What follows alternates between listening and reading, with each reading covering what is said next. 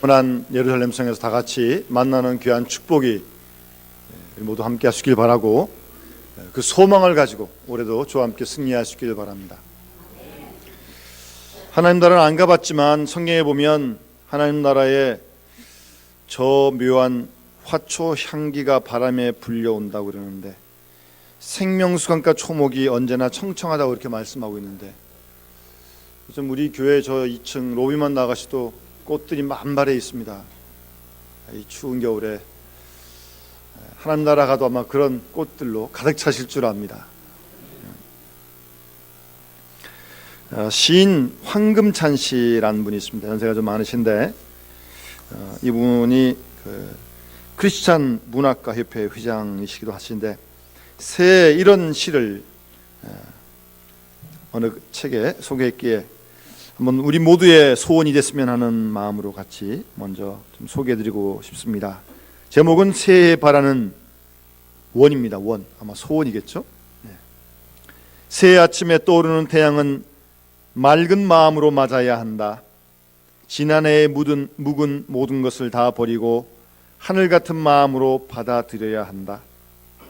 버릴 것을 다 버리고 나면 꽃잎으로 씻은 곱고 아름다운 마음, 그 마음 위에 하늘의 축복이 강물처럼 이루어지리라.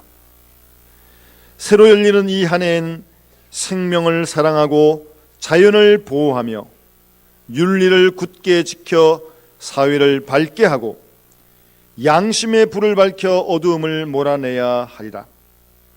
밝은 하늘 밑엔 푸른 수목과 아름다운 꽃이 피게 마련이다. 우리들의 의지로 바다와 강물을 더 푸르게 하고 그리하여 어족과 들새들을 사랑으로 보호 육성해야 한다. 내가 내 생명을 사랑하듯이 남의 생명도 그렇게 사랑하고 우수와 병마, 기근을 몰아내며 가장 행복한 사회를 이룩해 지구촌의 마을들이 부러워하는 그런 사회를 창조해야 하리라. 그런 새해 바라는 소원을 이렇게 담아서 표현하고 있습니다. 여러분, 심리학에 보면 고착 상태란 말이 있습니다. 고착 상태. 과거의 유치한 습관, 과거의 부정적인 습관을 버리지 않고 계속 유지함으로써 심리적 안정을 얻으려고 하는 현상을 말하는 것입니다.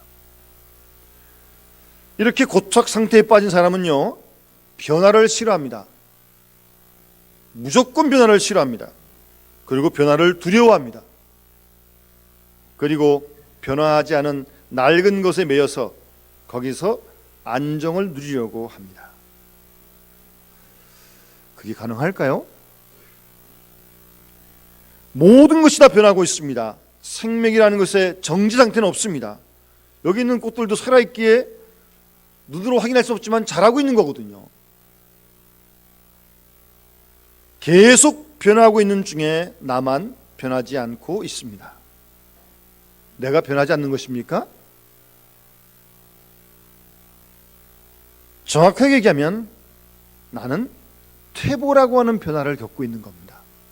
다 변하는데 저는 가만히 있으니까. 가만히 있는 게 아니라 퇴보죠, 퇴보. 여러분, 여러 대의 그 차가 길에서 속도를 내어서 막 달려갑니다. 그 가운데 이렇게 가만히 서 있으면 차들이 굉장히 빨리 지나갑니다. 그런데 가만히 서 있는데 차들이 가니까 느끼기는 내가 자꾸 뒤로 가는 것 같아요. 마치 그와 같은 현상입니다. 따라서 계속 변화하는 것과 속도를 맞추지 아니하면 그 순간 나는 뒤로 물러서고 있는 결과를 낳게 되는 것입니다. 우리는 이 사실을 잊지 말아야 합니다. 그럼에도 불구하고 사람들은 어리석게도요, 고집을 부리고 그 정지 상태에 그대로 머물러 있으려는 경향들이 참 많이 있습니다. 자신도 힘들고 그로 말미암아 주위 사람들에도 어려운 피해들을 주게 마련인 것입니다. 그래서 이 생명이 충만한 가운데 살아가는 사람들은요, 변화를 두려워하지 않습니다. 오히려 변화를 즐깁니다. 그 변화를 타고 넘으면서 더 창조적인 그런 세계를 살아가게 되는 것입니다. 그런데 그렇지 못하고 고착 상태에 빠지면 아주 구제불능한 사람이 되고 맙니다. 그런데요, 심리적으로도 고착 상태가 큰 문제인데 더욱이 영적인 고착 상태, 거기에 이르게 되면 이건 상당한 문제가 됩니다. 이미 영적인 주도권을 육체의 욕망에 다 빼앗긴 사람입니다. 바울이 표현을 빌리면 믿음으로 시작했다가 율법으로 마치는 사람입니다. 처음에는 예수 믿는 구원의 기쁨을 가지고 주님을 섬기다가 시간이 흘러가면서 어느 사이에 자기도 모르게 율법주의자가 되는 그런 모습들입니다. 더 위험한 것은 자신이 그렇게 영적으로 고착 상태에 빠지고 있다는 것조차 모르고 있다는 사실입니다. 그러면서 오히려 주위에서 생명으로 충만한 사람들, 그들에게 비난을 하고, 정말 안타까운 일입니다.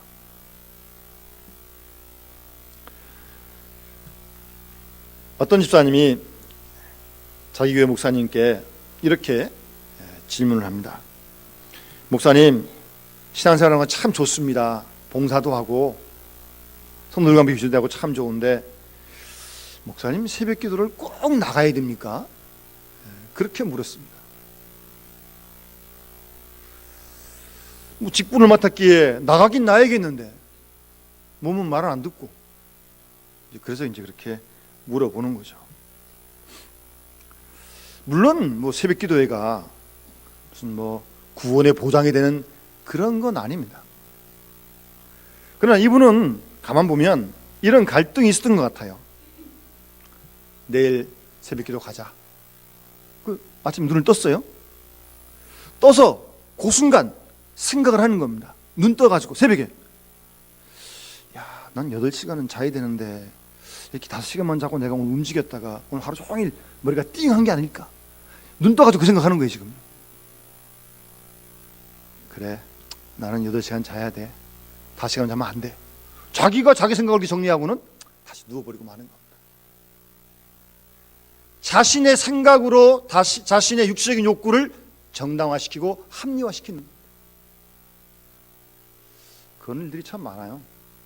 저도 신학교 다니면서 처음 이제 어떤 목사님이 교인들이 전사님 불러주는데 전사 값을 해야지. 그러면서 새벽기도를 가라는 거예요 갑자기. 학교도 가서 공부도 하고 뭐 이제 숙제도 해야 되는데. 그래서 가라니까 갔습니다. 시커먼 뭐 새벽에 이제 가서 처음 가가지고 이제 딱 앉았어요. 집 근처 교회 갔는데.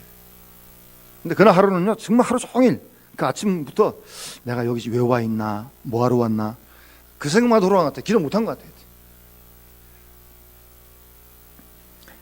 여러분, 육체적인 욕구를 우리의 생각이 정당화시켜주는 거예요. 합리화시켜버리고 마는 거예요. 그런 건 주지 않는 겁니다. 건강한 상태는 아니고요. 그렇게 되면 성령은 탄식을 하십니다. 아, 저 친구가 또 쓰러졌구나 라고 성령은 안타깝게 탄식하신다는 사실을 잊지 말아야 합니다. 여러분, 우리가 바울의 표현을 보면 바울은 우리 인간을 성전으로 그렇게 상징적으로 부른 데가 있습니다. 우리가 성전 그러면 예루살렘 성전을 생각하고 일반적으로요. 그럴 때 그 예루살렘 성전은 일반적으로 그 뜰입니다. 뜰이 성전이고요. 그리고 이 안에 성소는 제사장만 들어가고 성소 안에는 지성소는 1년에 한 번 대장만 들어가는 거 아니겠습니까? 그래서 여러분 뭐 천주교에서 신전 미사 같은 드릴 때 보게 되면 교황은 그 안에 들어가 있고 많은 성도들이 베드로 성당 뜰에 모이는 거예요. 뜰에. 그게 성전이에요. 성전이 있고 들어와서 성소가 있고 거긴 제사장만 들어가고 그 안에 지성소가 있는 것입니다. 가장 거룩한 중에 더 거룩한 곳이 지성소이고 거기가 하나님의 임재를 행하는 법궤가 여기 있는 거 아니겠어요?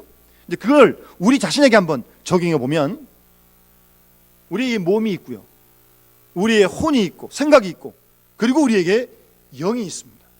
영혼이 있습니다. 그래서 몸을 성전이라 그런다면 성소를 우리의 생각이라 이성이라 그럴 수 있고, 지성소가 우리의 영이 되는 겁니다. 지성소가 없다면 성소도 없고요, 넓을 듯 아무 필요 없습니다. 문제는 지성소 때문에 성전이 성전이고 성전이 거룩해지는 것입니다. 우리 개인적으로도 하나님을 만나는 지성소가 바로 우리의 영입니다. 그런데 우리에게는 영만 있는 게 아니라 혼도 있고 육체도 있어요. 그런데 이 육체는 이성의 생각의 지배를 받아야 하고, 우리의 생각은 영의 지배를 받아야 그 몸이, 그 인격이 건강한 인격이 되는 것인데, 거꾸로 생각이 육체의 지배를 받고 우리의 영이 우리의 생각을 지배받는다면 이건 완전히 정반대의 그런 모습이 되고 마는 것입니다. 여러분, 육체가 병들면 정신이 치료합니다. 사실 따지고 보면 병이라고 하는 것은 정신에서 오는 경우가 참 많습니다. 여러분, 하룻밤에 어떤 일로 고민하다 보면 잠도 못 자게 되고, 그러면 그 다음날 머리도 아프고 그런 거 아니겠어요? 그리고 의사님들 말씀을 들어보면 3년 전에 어떤 충격적인 소식을 들은 적이 있는 그 충격이 결국 암으로 발전된 경우가 참 많다는 그런 이야기를 합니다. 정신이 건강할 때 육체가 건강할 수 있습니다. 그리고 정신은, 영이 건강할 때 정신이 건강할 수 있다는 말씀입니다. 육체가 병들면 정신으로 치료하고요, 정신이 잘못되면 영으로 치료합니다. 그런데 만약 우리의 영이 병든다면 무엇으로 치료하겠어요? 치료할 길이 없습니다. 치료할 길이 없어요. 끝입니다. 그래서 육신이 시키는 대로 육체의 정욕을 따라 움직이는 사람이 되고, 생각도 병들고 영도 잠들어버린 그런 상태가 되고 마는 것입니다. 그렇게 되면 육체가 정신을 지배하고 정신이 영을 지배하게 되는 것입니다. 병든 정신이 영을 잠들게 하는 거죠. 바로 그런 모습을 가리켜서 오늘 성경에서는 구습을 쫓는 옛사람이다, 그렇게 표현하고 있는 것입니다. 철저하게 육신이 끄는 대로 끌려가는 사람이에요. 자기의 생각, 병든 생각에 끌리는 사람이에요. 그런 사람이 구습을 쫓는 옛사람이라고 오늘 사도 바울은 그렇게 표현하고 있습니다. 영이 주도해야 할 인간이 영이 주도하지 못하고 육체가 그 사람을 주도하게 되는 것입니다. 그러니 사람들이 포악해지고요, 난폭해지고요, 그냥 자기 그 정욕대로, 욕심대로. 하나님을 하신 건 그게 아니잖아요. 이 영의 통제를 받아야 되는데 그렇지 못하니까 그냥 거침없이 인간의 정욕된 모습들이 다 드러나는 것입니다. 오늘 본문에 보면 그러한 영 주도적인 인간에서 육체 주도적인 인간으로 변한 타락한 인간의 모습을 6가지로 소개하고 있는데요, 첫 번째는 허망하다라고 그렇게 말씀하고 있습니다. 허망하다라고 그렇게 말씀하고 있습니다. 17절 말씀에 그 마음에 허망한 것으로 행함같이 행하지 말라라고 말씀하고 있습니다. 육체의 주도적인 인간이 되어지게 되면 허망해집니다. 목적을 상실합니다. 의미를 상실합니다. 허무하고 아무런 의미가 없어요. 그냥 허우적거리기만 하는 그런 생을 살고 마는 것입니다. 사업을 해도 결혼해도 아무런 의미가, 목적이 없어요. 허망하죠. 허망하죠. 거기에 빠진다는 것입니다. 그리고 어두움이다라고 말씀하십니다. 18절 말씀에 그들의 청명이 어두워지고 라고 말씀하고 있습니다. 육체의 주도적인 인간이게 되면 아주 깜깜한 어두운 사람이 되고 마는 것입니다. 총명이 흐려졌습니다. 판단하는 능력이 없습니다. 더 나아가 무지해진다라고 말하고 있습니다.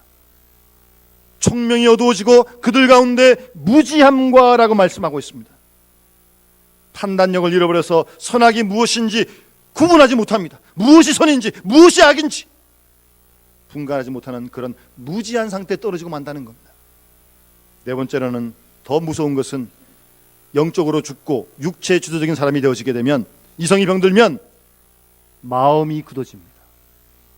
마음이 굳어져요.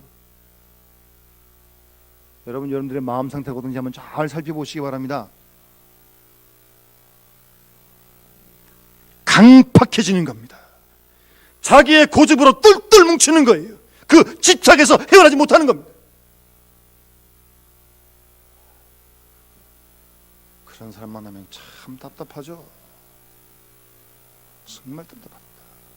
마음이 완전히 굳어졌어요. 그게 육체를 쫓는 구습을 따르는 옛사람의 모습입니다. 그리고 무감각해집니다. 19절 말씀, 그들이 감각 없는 자가 되어 감각의 능력을 상실합니다. 어떤 자국에도 감각이 없습니다. 어떤 사람은 감각 없는 걸 자랑하더라고요. 나는 끄떡없다고. 끄떡없는 게 아니죠. 사람이 감각이 있어야 살아있는 거죠. 분별력이 있고 감각이 있어야죠. 어떤 자국에 말입니다. 그러니까 마지막에 방임 상태에 떨어지고 맙니다. 완전히 포기 상태에 떨어진다는 겁니다. 육체를 따라 살면 그렇게 된다는 말씀입니다. 더 이상 기대를 걸 수가 없습니다. 어찌 보면 인간 되기를 포기한 상태입니다. 방임 상태. 그래서 온갖 더러운 것을 욕심으로 행합니다. 예? 그밖에 없어요. 차로 얘기하면 브레이크가 파열됐습니다.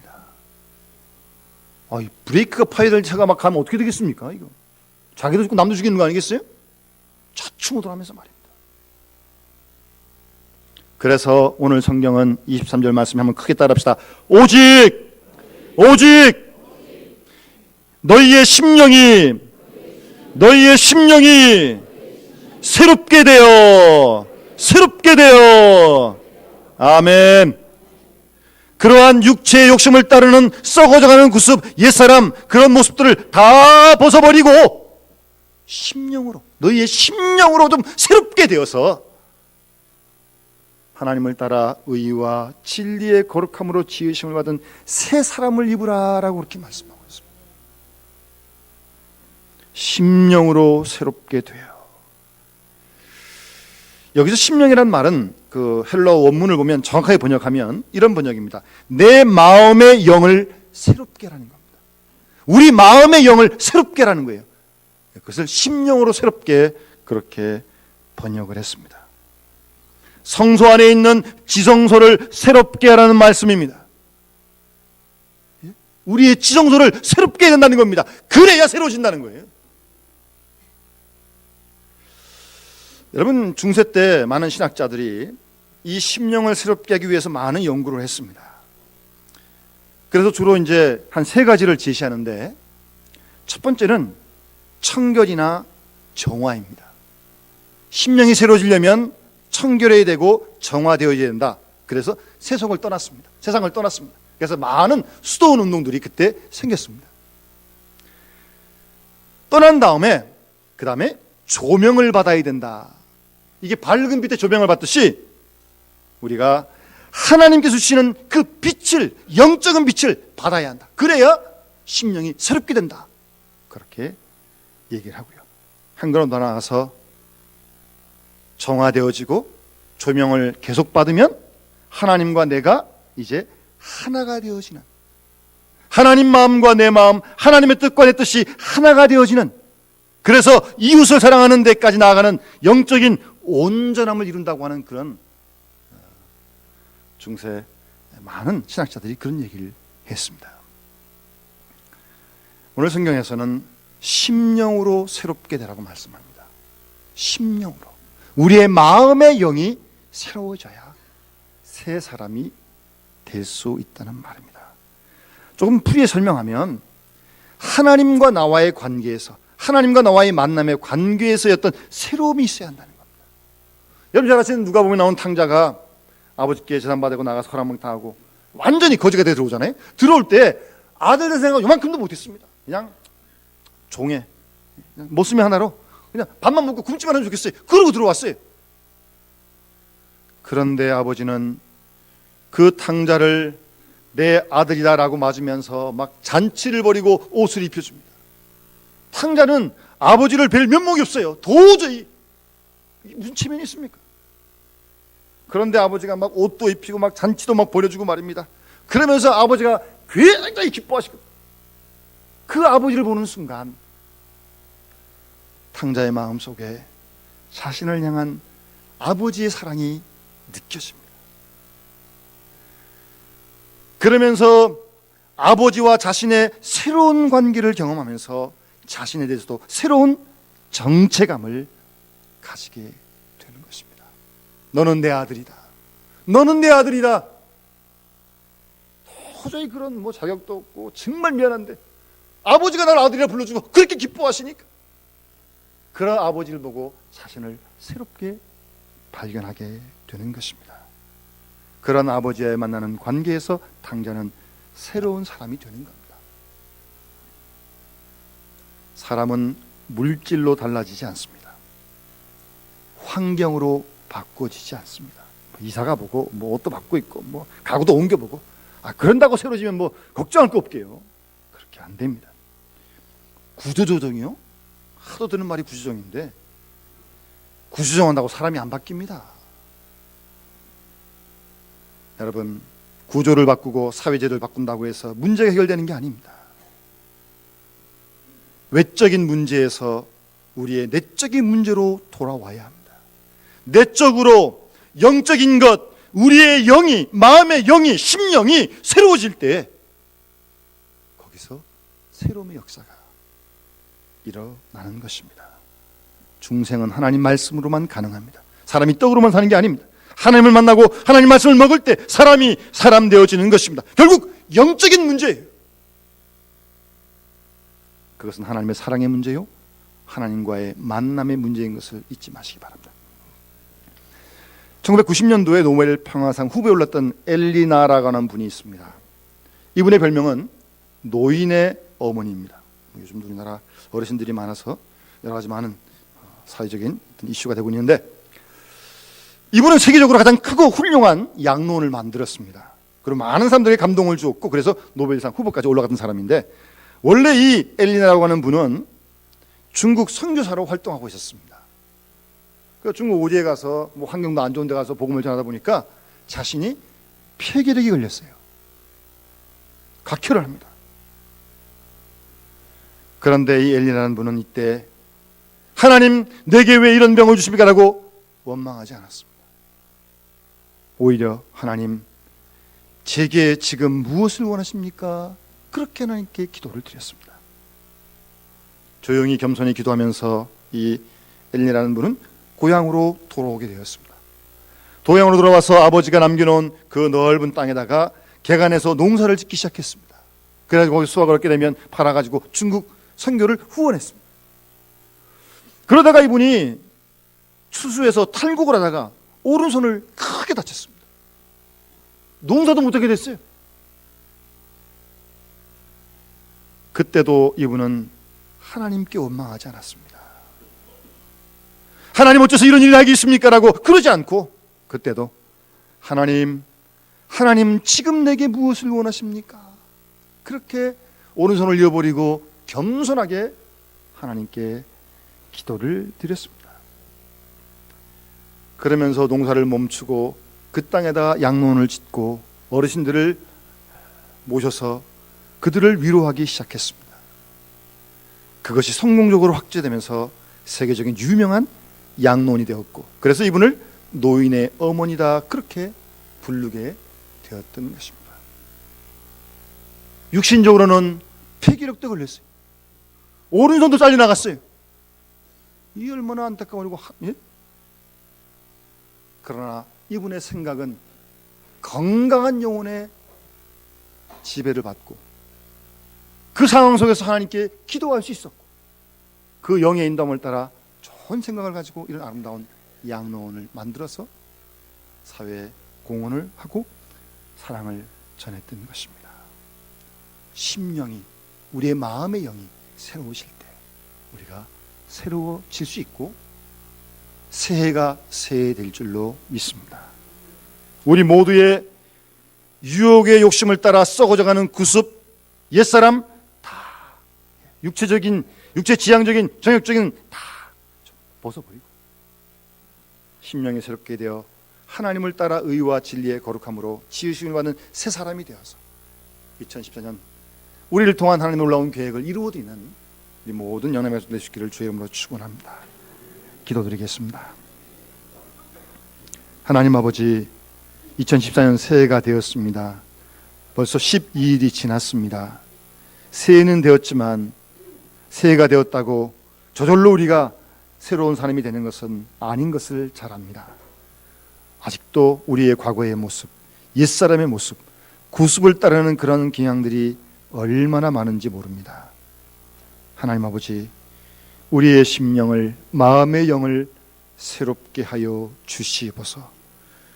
육체의 욕심을 따르는 구습, 썩어가는 구습을 내어버리게 하시고 벗어버리게 하시고 하나님을 따라 의와 진리의 거룩함을 입은 새 사람이 다 되올 수 있도록 축복하셔서 우리를 통한 하나님의 놀라운 계획을 온전히 이루어드리는 새해 새 사람 되어줄 수 있도록 복의 복을 더하여 주시옵소서.